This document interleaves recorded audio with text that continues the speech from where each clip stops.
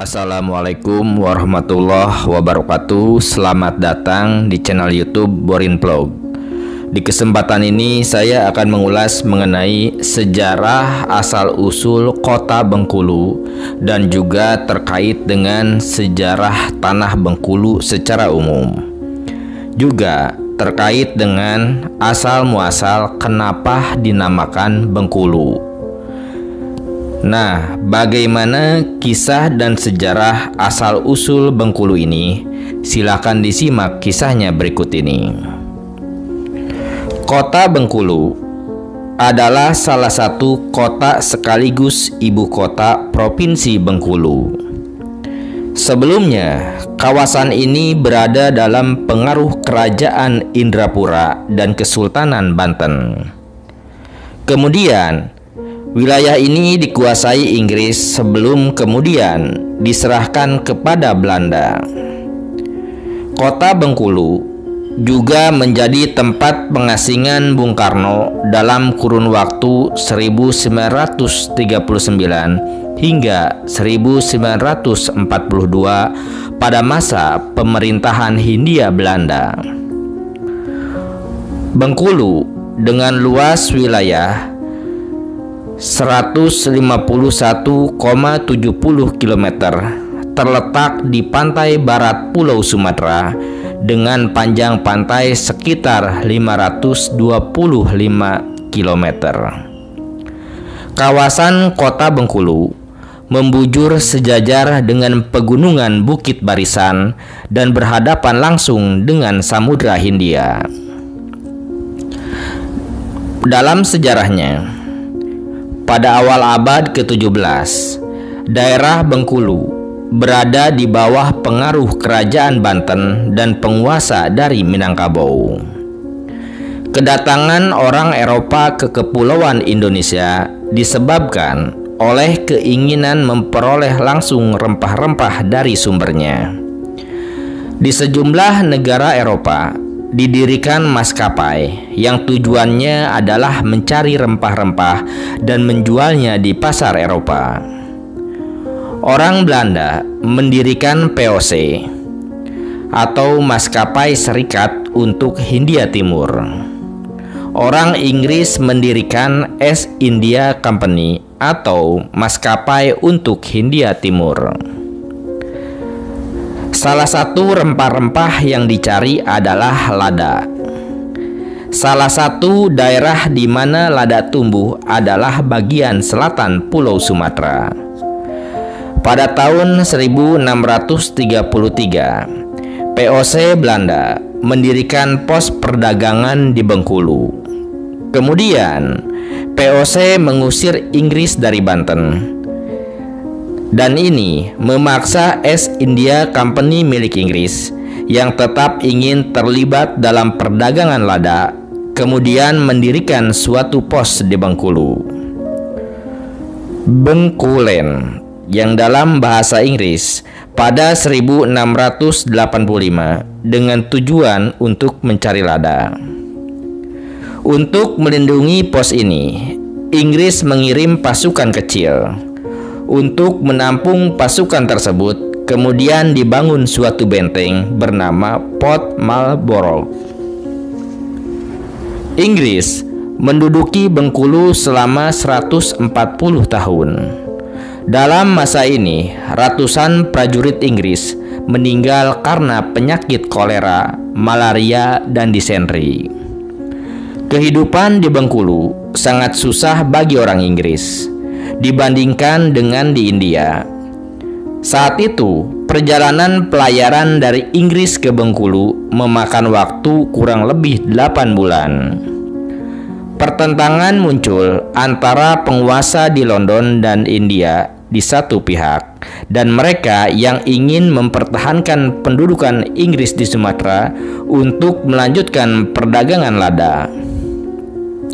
Di samping benteng Port Marlborough, Company juga membangun Port York di Bengkulu dan Port Anne di Mukomuko, yaitu company milik Inggris tersebut. Seiring berjalannya waktu, sempat terjadi juga bentrokan dengan penduduk setempat.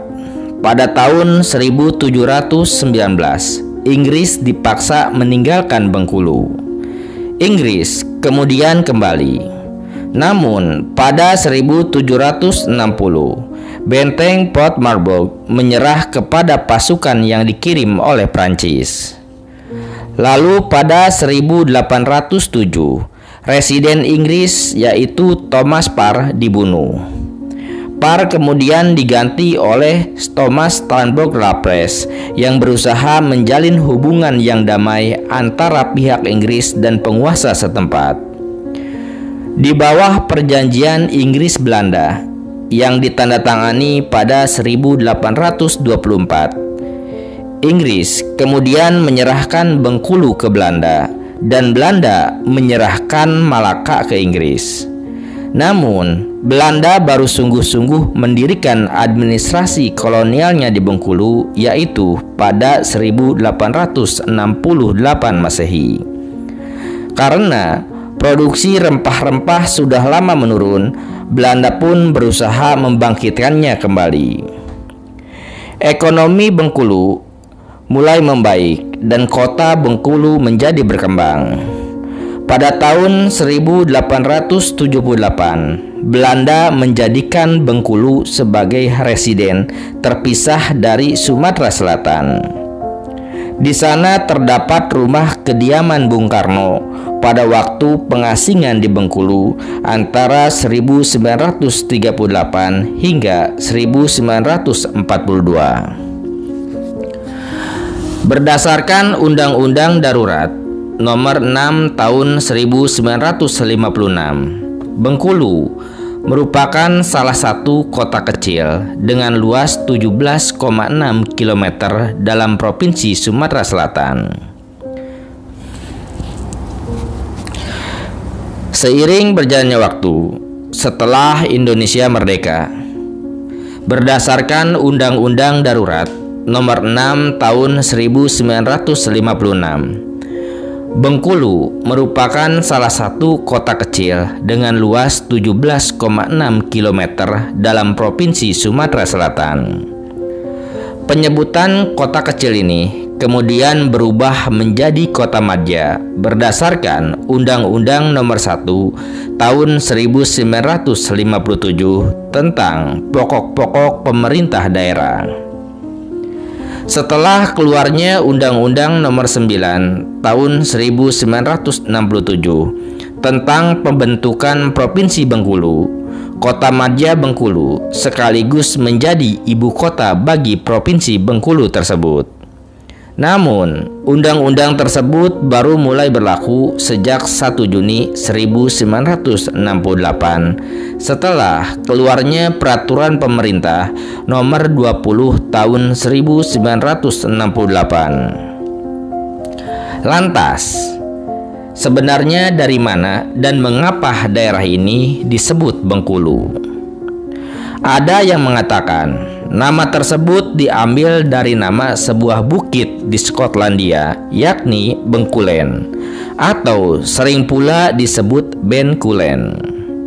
Dalam lapal bahasa Indonesia, lebih gampang mengucapkannya dengan nama Bengkulu.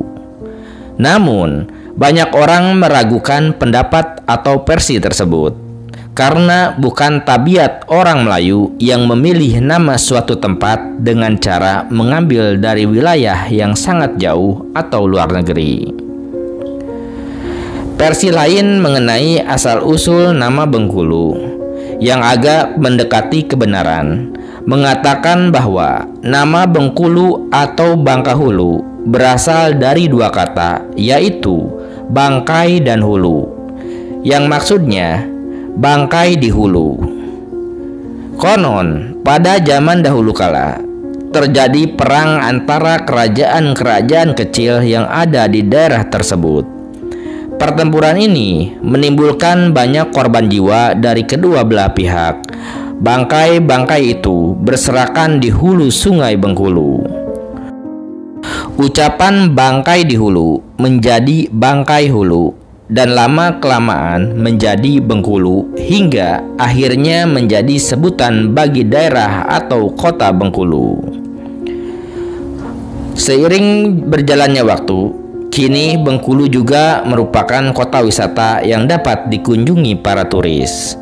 Di kota Bengkulu atau wilayah Bengkulu, banyak terdapat wisata alam maupun sejarah, di antaranya objek wisata Pulau Tikus.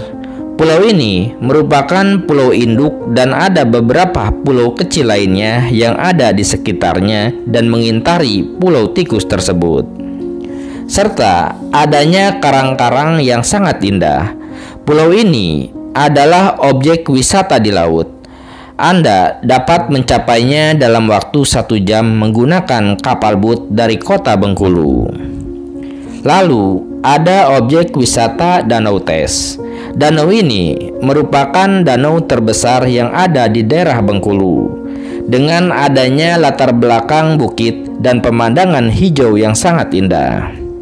Danau ini bersumber dari Sungai Ketahuan yang merupakan sumber air utama. Di tengah-tengah danau ini ada sebuah pesawahan penduduk dan adanya gunung pasir yang ada di sekitar danau ini. Lalu ada juga wisata sejarah, yaitu objek wisata Rumah Pengasingan Bung Karno. Rumah Pengasingan Bung Karno berada di Jalan Anggut Atas yang sekarang menjadi Jalan Soekarno-Hatta. Tempat ini merupakan tempat tinggal Presiden Soekarno selama beliau diasingkan pada zaman Hindia Belanda. Di dalam rumah ini terdapat beberapa peralatan seperti buku dan sepeda yang dimiliki Soekarno yang masih tersimpan, serta adanya Masjid Jami yang didesain sendiri oleh Soekarno pada saat itu. Lalu ada objek wisata Benteng Marlborough. Benteng ini memiliki luas sekitar 44.100 meter persegi dan bangunan ini menghadap ke arah selatan. Bangunannya menyerupai kura-kura dengan arsitektur gaya abad ke-18.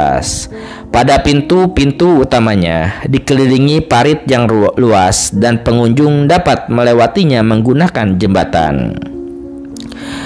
Benteng tersebut memiliki pintu keluar bawah tanah yang konon digunakan saat masa penjajahan. Lalu ada objek wisata Pantai Panjang. Pantai Panjang ini merupakan tempat wisata di Bengkulu yang banyak dikunjungi wisatawan. Terletak 3 km dari pusat kota Bengkulu yang dapat dijangkau dengan kendaraan umum. Pantai ini dikelilingi banyak pohon cemara yang melambai indah saat tertiup angin. Selain itu, di sekitar Pantai Panjang juga terdapat restoran dan hotel. Fasilitas lainnya seperti kolam renang dan area parkir yang luas telah disediakan. Nah, seperti itu sejarah asal-usul Bengkulu, baik itu Provinsi Bengkulu maupun Kota Bengkulu. Terima kasih sudah menyimak sejarah Bengkulu tempo dulu ini di channel YouTube Boring Vlog.